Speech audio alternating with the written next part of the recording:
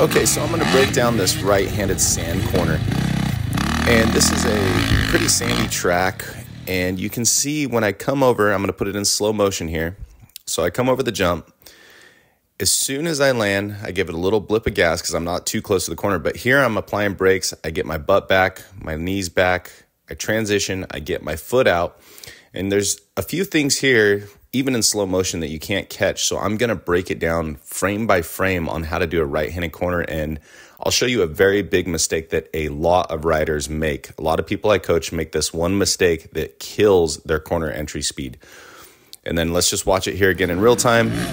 Brake, transition to sitting, leg out, go through the sand, steady throttle, hit the rutted jump.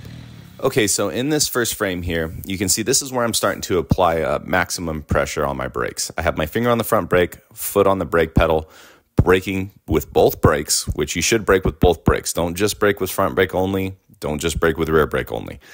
So both tires are biting into the ground, and the reason you want your butt back is you need weight over that rear end. If you throw your weight forward while using even both brakes, that rear end will rise off the ground, and you'll start to lose control of the motorcycle.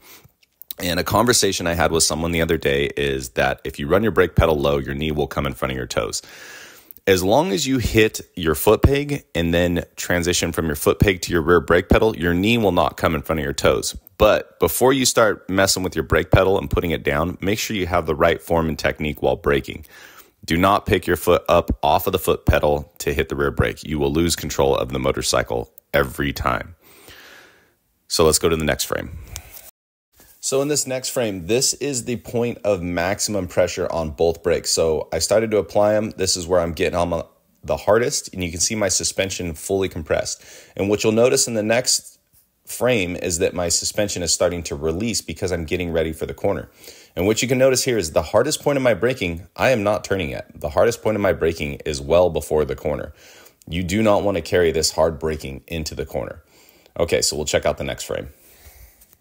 Okay, so in this frame, I'm still well before the corner, and you can see I am starting to transition to sit. Okay, now here is the start of the big mistake that people make. My foot is on the rear brake, and you can see my heel is off of the foot peg. But what I am trying to do is I'm actually releasing the tension on the rear brake, and I'm going straight from braking to putting my foot out. And what a lot of people do is they transition at this point. They keep their foot on the rear brake as they sit. And the problem with that, if you keep that foot on the rear brake as you're sitting down, okay, I am 205 pounds. When I was standing up, I was able to modulate the pressure on my rear brake. If I transition to sit with my foot on the rear brake, I will go from, let's say, 25% braking to 100% braking with no control of the rear brake. You're going to go to maximum braking. And if you look at this, this is where I'm starting to get off my brakes and start my roll. If you transition to sit from standing to sitting with your foot on the rear brake as you sit, you will come to almost a dead stop and you will have no corner speed. So whatever you do, do not transfer from standing to sitting on your rear brake. All right, let's check out the next frame. All right, so here I am starting almost touching the seat here, and you can see my foot. My foot is actually off of the rear brake. And so what I did was I transitioned to sit, and I started as I was sitting, I actually lifted my foot off the brake pedal, and I'm going straight from braking to my foot out. It's not going back to the foot peg and then coming back out because you're going to be shifting your weight back and forth too much when you do that. So you want to make sure that as you transition from standing to sitting, as you sit down, that leg comes forward for the corner as you are sitting. Unless you're going to do with your feet on the foot pegs, but this is not a feet on the foot pegs corner. It's a tight 180 sand rut. And you can see my suspension, I'm starting to let up. My forks are more decompressed. My rear's more decompressed. I'm starting to let go of the brakes slightly. Okay, and here's a close-up. You can see my foot is not on the rear brake. My foot is up. I have picked it up off of the rear brake, and now it's transitioning forward. And you can see the tension that I had on the front brake is starting to get released. I still have a little bit of tension on that front brake, but my foot is off of the rear brake. You always want to get off the rear brake before the front brake. I always trail my front brake a little bit further than I do my rear brake, but it's very important to get off that rear brake before you start more than a 20% lean. So get off the rear brake. If ideally you could get off of both brakes if you can make the corner without any brakes at all. But here I am getting off the rear brake, still holding on to that front brake a little bit to help me line up and get into that rut. Okay, foot is out. I am just starting the corner. So this is my initial lean in here. So now I'm leaning in, but you can see my finger is still slightly on the front brake. I'm making sure that I am in that rut good before I completely let go of that front brake. But I'm not using my rear brake to help me navigate the corner. Now this is the first, let's say, third of the corner. My bike is still basically heading straight, but I'm getting that leg out, putting the weight up on the front end, and starting to initiate my lean into the corner. Okay, so you can see this is just the initial lean into the corner. I have both fingers on the lever. I have very slight pressure on that front brake. Foot is out. I'm initiating the corner. And one thing that I want to go over is in sand corners, you want to get off that front brake as quick as possible because the sand is acting as a brake itself. So ideally in sand corners, get off the brakes as soon as you can.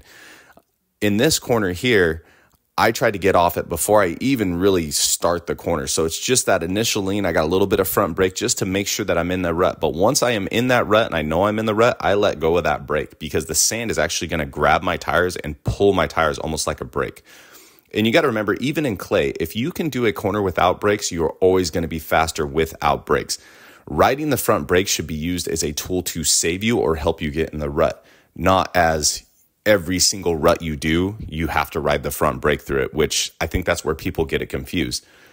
Let go of your brakes. Practice going into corners, getting in them, and then letting go of those brakes as early as possible. Do not ride the front brake just because you think you have to ride the front brake through every rut.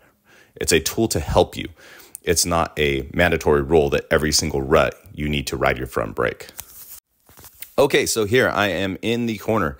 The pressure has been released off all brakes, front and rear. But as you can see, I keep a finger on both levers. And it's very important that you keep a finger on both levers because, hey, things change, especially in the sand. So right here, I'm starting to accelerate. And sand, you are going to start accelerating earlier. So one thing to point out, in sand, your roll zone is always going to be a little bit smaller than it is on hard packed or clay because the sand acts as a brake and pulls your bike down. So your roll zone shortens up inside of sand as compared to clay. So my roll zone here is only a few feet, and I actually start accelerating at the first part of the corner very lightly, and then I just accelerate very slowly and lightly to build my power going through it. You can't roll as far in sand as you do on clay, so that's one thing to keep in mind. Okay, just continuing the corner here. Look at my fingers, full release, but my hands stay on the levers. I'm continuing to accelerate through the corner. And this, I'm still in the first third of the corner, but now I'm starting my acceleration, very smooth throttle, getting my eyes forward, looking toward the end of the corner, which is very important. Get your eyes up and always look at the end of the rut. You always want to be 15 to 20 feet ahead of yourself when doing corners. Okay, middle of the corner here, still have my fingers on the levers. You can see my eyes are focused towards the end of the corner. And one thing with sand that actually makes it a little easier is sand, you got to be willing to really lean your bike into that sand. And what I like to do is I kind of let my foot float on the top of the sand. If this was a clay corner, I'd have my foot up because it's more likely to grab your foot and tweak your knee and mess up your leg. But in the sand corners, you can kind of develop a foot rut, which eventually will turn into another bike rut because people will think that's a bike rut. But I like letting my foot float on top of the sand. It helps me lean my bike a little bit. I mean, if you can get a good lean with your foot up, hey, do it. But I tend to develop a foot rut in the sand. Okay, end of the corner. You can see my fingers are still on the lever. My head is up. I'm looking at the rutted lip of the double.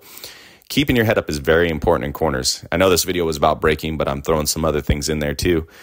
And once you get on the gas in corners, you want to try to stay on the gas. So let's try to get away from that blipping it through corners. So break it down into your three things: brake, roll, accelerate. One shouldn't come into two, two shouldn't come into three shouldn't come into one, and vice versa. So try to make it three: brake, roll, accelerate. No chopping the throttle. And keep your head up. Focus on what's coming at you, not what's in front of your tire.